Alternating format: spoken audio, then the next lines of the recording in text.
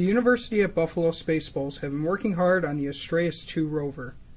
With a repurposed single-section chassis and a new arm and redesigned suspension, we will be ready for the upcoming competition this June. With new controls and control hardware, this will enable us to be successful. This year, we have selected to go with a rocker bogie suspension in order to prevent the mishap that we had last year.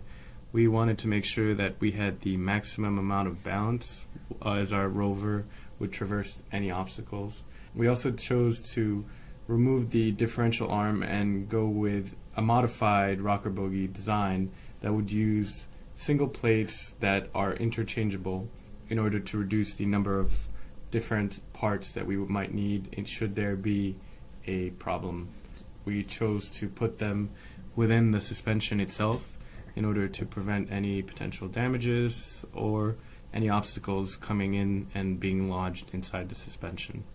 We also chose bearings that have the same exact dimensions in order to reduce the different parts we might need. We also went with a aluminum frame for our suspension, utilizing a space frame technology in order to reduce weight as well as keep the rover suspension as strong as possible.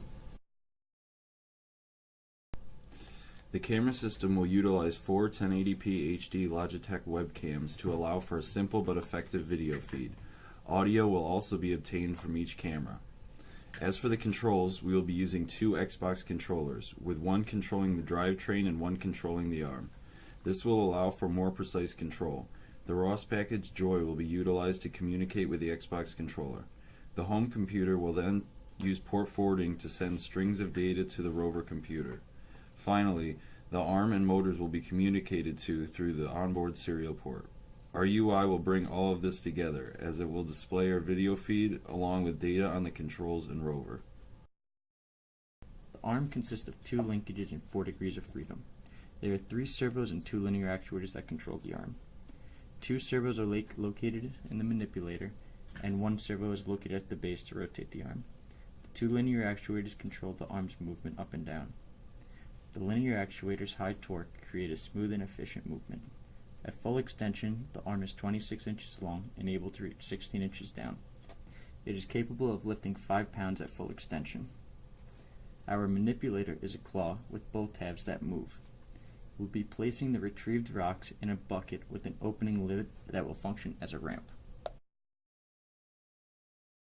For the rover this year, the electrical team is going to use a MyRio by National Instruments.